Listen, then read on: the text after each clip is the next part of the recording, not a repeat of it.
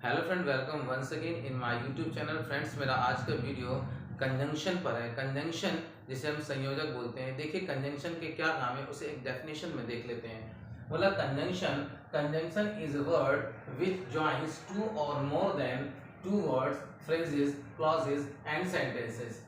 Conjunction वह word है जो ज्वाइन करता है दो और दो से अधिक शब्दों को, फ्रेजेस को, क्लॉजेस को और सेंटेंसेस को। ये सेंटेंस को जोड़ने के लिए, फ्रेजेस को जोड़ने के लिए, दो वर्डों को ज्वाइन करने के लिए हम कंजंक्शन का यूज करते हैं।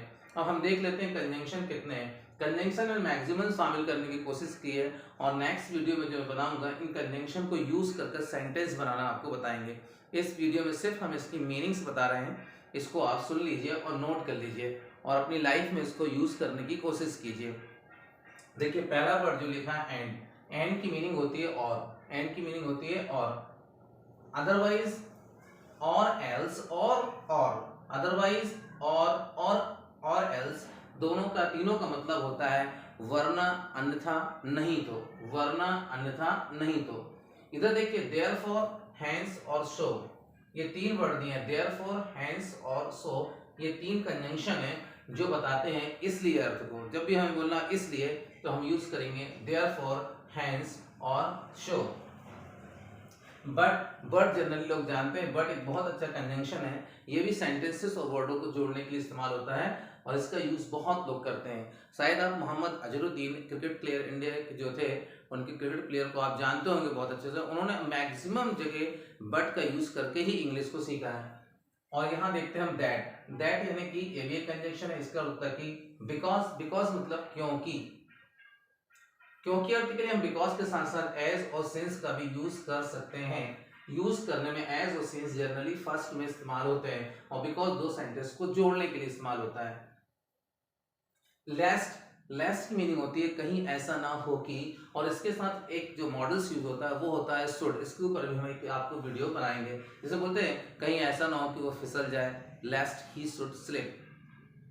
तो लेस्ट के बाद शुड आता है, इसका आप ध्यान रखिए ग्रामेटिकली।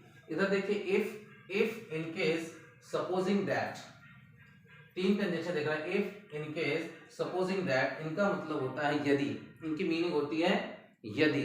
अनलेस, अनलेस की मीनिंग होती है यदि नहीं, जब तक नहीं। यदि नहीं और जब तक नहीं, कभी कभी हम टिल और अनटिल का भी यूज कर सकते हैं। इसका भी होता है जब तक नहीं। दो, ऑल्दो, दो, ऑल्दो, इसकी मीनिंग होती है यद्यपि, हालांकि, माना कि। क्या मीनिंग होती है? यद्यपि, हालांकि, माना कि। दोनों को यूज कर सकते हैं आप, दो और ऑल्दो। और दो ऑल्दो के साथ जनरली एक और जो कंजंक्शन बीच में जो होता है वो होता है yet.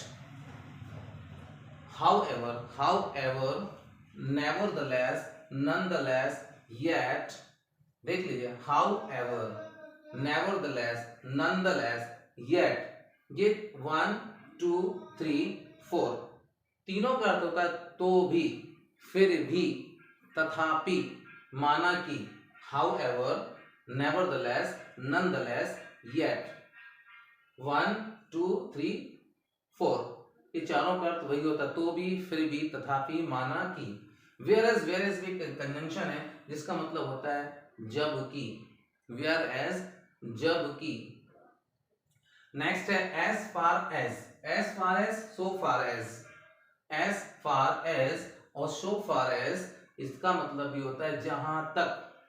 As far as, I think, जहां तक मैं सोचता हूं। As soon as, no sooner than. As soon as जब यूज करते हैं तो उसके बाद नेक्स्ट सेंटेंस शुरू करने से पहले हम कॉमे का इस्तेमाल करते हैं और नो सूनर देन में हम इस्तेमाल करते हैं देन का। इसका मतलब होता है ज्यों ही, त्यों ही, जैसे ही, वैसे ही। नाइदर, नॉर, ना तो ना ही, ना तो ना ही। आइदर, और, या तो या तो या। हार्डली, व्हेन, मुश्किल से कि, मुश्किल से वहां पहुंचा ही था कि वे लोग आ गए। हार्डली, व्हेन, मुश्किल से कि। स्केर्सली और व्हेन, इसकी भी मीनिंग हार्डली और व्हेन की मीनिंग ही है। Not only but also, not only but also, ना केवल बल्कि भी, ना केवल बल्कि भी। वायर, वाइल की मीन्स होती है जबकि, जबकि, जैसे कि हमने वेयर एज का बताया तो वैसे वाइल है। So that, such that, so that इतना की, और सच दैट भी इतना की अर्थ के लिए यूज होता है। टिल और अनटिल मैंने आपको बताया जब तक नहीं अर्थ के लिए। तो इस वीडियो में हमने खाली कंजंक्शन की आपको मीनिंग बताई है, ज्यादा सेंटेंस बताने की हमने कोशिश नहीं की है। और नेक्स्ट वीडियो जो आएगा तो एवरी कंजंक्शन जो है, ईच कंजंक्शन पर हम जो चर्चा करेंगे उसमें विद सेंटेंस हमारी चर्चा होगी, और उन सेंटेंस के साथ आप कंजंक्शन को ज्वाइन करना सीखेंगे, कंजंक्शन को ज्वाइन करना सीखेंगे। तो आप जानते हैं conjunction is a word which joins two or more than two words, phrases, clauses and sentences. Conjunction का फ्रेंड्स, कंजंक्शन का बहुत अधिक यूज है। आपने सेंटेंस सीख लिया, आपने ग्रामर सीख ली, मॉडल सीख लिया, लिंकिंग वर्ड सीख लिया, टेंसेस सीख लिया, एक्टिव स्पेसिफाई सीख लिया, और अदर स्ट्रक्चर भी सीख लिया है।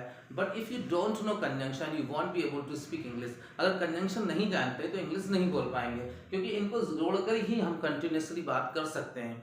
तो फ्रेंड्स, मेरा वीडियो अच्छा लगा तो उसको लाइक कीजिए, सब्सक्राइब कीजिए, दूसरों तक पहुंचाइए। Thank you for watching this.